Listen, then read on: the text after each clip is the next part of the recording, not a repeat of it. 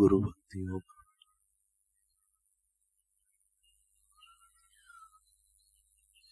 ब्रह्म विषय ज्ञान अति सूक्ष्म है। शंकाएं पैदा होती है और उनको दूर करने के लिए एवं मार्ग दिखाने के लिए ब्रह्म ज्ञानी आध्यात्मिक गुरु की आवश्यकता रहती है। सत्य के सच्चे खोजी को साहेबूत होने के लिए गुरु अत्यंत महत्वपूर्ण भूमिका निभाते हैं। आध्यात्मिक गुरु साधक को अपनी प्रेम पूर्ण एवं विवेकपूर्ण निगरानी में रखते हैं तथा आध्यात्मिक विकास के विभिन्न स्तरों में से उसे आगे बढ़ाते हैं। सच्चे गुरु सदैव शिष्य के अज्ञान का नाश करने तथा उसे उपनिषदों का ज्ञान देने में संलग्न रहते हैं। वेद भी ज्ञान मार्ग के पथ प्रदर्शक गुरु की प्रशस्ति गाना नहीं चूकते। गुरु अपने शिष्य को अपने जैसा बनाते हैं, अतः वे पारस से भी महान हैं। संसार सागर को पार कराने के लिए गुरु जैसी कोई नौका नहीं है।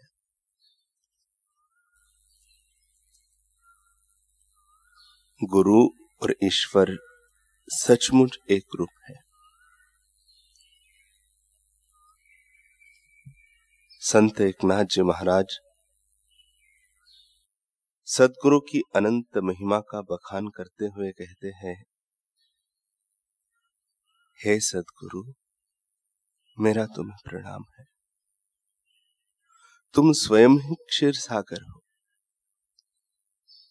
तुम्हारे ज्ञान रूपी चंद्रमा के उदय होने से प्रत्येक जीव प्रसन्न हो उठा है। जिस चंद्रमा की चांदनी से हृदय आकाश को प्रकाशित कर घनघोर अज्ञान रूपी अंधकार के त्रिविध ताप दूर किए, जिस चंद्रमा की किरणें शिष्य या सत्संगी रूपी त्रिशकांत चकोरों के लिए स्वानंदामृत का श्राव कर उन्हें सहज ही तृप्त करती है, वह तुम्हारा ज्ञान रूपी चंद्रमा है। अविद्या रूपी अंधेरे में अंधकार रूपी बंधनों से जीवों के जो देह रूपी कमल मुरझाए रहते हैं, वे जिसके किरण रूपी ज्ञान से अत्यंत आनंदित होते हैं, जिस चंद्रमा को देखते ही जीव के अंतःकरण में आनंद होता है और जो अहंकार रूपी चंद्रकांत मणि का तत्काल विलय कर देता है, वह तुम्हारा ज्ञान रूपी चंद्रमा है। अपने पुत्र को पूर्णिमा के काल में पूर्णत्व से पूर्ण वृद्धि मिली, यह देखकर क्षीर सागर में ज्वार आता है।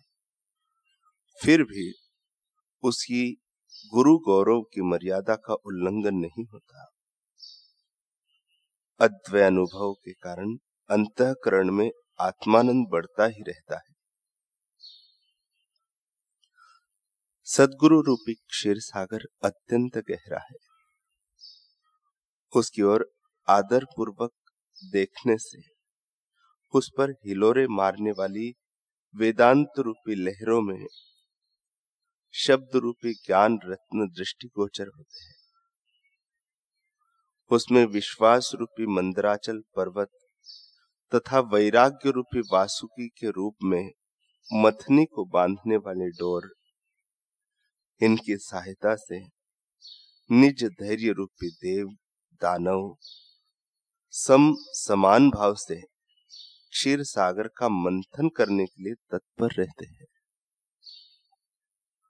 उस मंथन की पहली ही खलखलाहट में लय, विक्षेप आदि हलाहल उत्पन्न हुए और विवेक रूपी नीलकंठ ने आत्म दृष्टि से उन्हें अपने ही गले में निकल लिया, यानी धारण कर लिया। फिर अभ्यास की पुनरावृत्ति से सारे कर्मों को विश्राम मिला। उस समय श्रीपति जिसके वश हुए वह आत्म शांति रूपी लक्ष्मी प्रकट हुई। फिर वह ब्रह्मरस और ब्रह्मरस इन दोनों से भरा हुआ अमृत कलश, जो देव दानवों को अत्यंत प्रिय है, वह धीरे धीरे उस मंथन से बाहर निकला।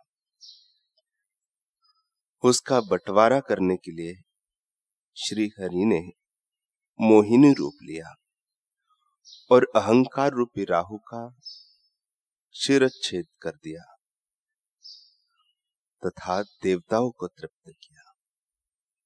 वह वृत्ति रूपी मोहिनी तत्काल अपना रूप बदलकर नारायण स्वरूप हो गई। पूर्व की देह बुद्धि उसमें नहीं रही। क्षीर सागर के वे नारायण जिस प्रकार आज भी स्वयं समाधि रूप शेष शैया पर सुखपूर्वक अत्यंत संतुष्ट हो अभी तक शयन कर रहे हैं, उस प्रकार सद्गुरु ज्ञान रूपी समुद्र है। नारायण आदि अनेक अवतार सचमुच जिनके कारण उत्पन्न होते हैं, ऐसे सद्गुरु का पार वेदों को भी समझ में नहीं आता। जिसके सुंदर ज्ञान रूपी रत्न शंकर और विष्णु के गले में तथा मुकुट पर शोभायमान होते हैं और जिसका वेद पाठों ने तथा महान कवियों ने वर्णन किया है, ऐसे अत्यंत गंभीर सुख सागर अनंत रूपा अपारा तुम्हारे परे की वस्तु को कौन जानता है? विचार की दृष्टि से भी वह नहीं दिखाई देता। वेद भी उसके स्वरूप का वर्णन नहीं कर सकते, तो यह मेरी वाणी उसका वर्णन किस प्रकार कर सकेगी? हे ओमकार स्वरूपा, हे विश्व रूपा सद्गुरु राया, तुम्हें नमस्कार है। तुम ज्ञान स्वरूप हो और विश्व के बाहर भीतर तुम ही हो। यदि तुम्हारे स्वरूप का विचार किया जाए तो तुम निर्गुण होते हुए भी अव्यय यानी अक्षय हो।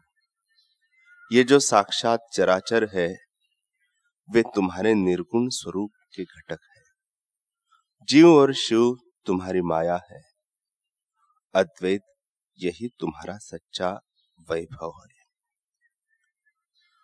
घी की गुड़िया साकार दिखाई देती है, लेकिन केवल घी के रूप में ही उसे देखने पर वह निराकार ही है। उसी प्रकार तुम अविनाशी और निर्विकार होकर जगदाकार भासित होते हो। संसार का यह जो रूप दिखाई देता है, वह तुम्हारा ही स्वरूप है। और तुम्हारे अंग को देखा जाए तो तुम अनंग हो, लेकिन उस अनंग का अर्थात काम का तुमको स्पर्श नहीं है। जो कुछ दृष्टि को दिखाई देता है, वह तुम नहीं हो। आत्मा जिससे ब्रह्म दिखाई देता है, वह तुम हो। होना न होना तुम्हारे पास नहीं है। तुम संसार के ऐसे सद्गुरु हो। शब्द तुमसे दूर है, लेकिन शब्द के अंतर्बाह्य तुम ही हो। चराचर में बोलने वाले तुम हो और वेद शास्त्रों के वेत्ता भी तुम ही हो। जिस प्रकार गन्ने के भीतर बाहर मधुरता रहती है, लेकिन मधुरता में गन्ना नहीं होता, तुम्हारा और वेद का नाता भी वैसा ही है। वेदों के वक्ता तुम ही हो और वेदों में तुम्हारा ही प्रतिपादन किया है। इसलिए हे मेरे गुरु राया, तुम निशब्द में ही रहते हो, इसलिए अंत में वेदों को भी तुम्हारा आकलन नहीं हो पाता। ऐसे मेरे सद्गुरु भगवान को मेरा प्रणाम।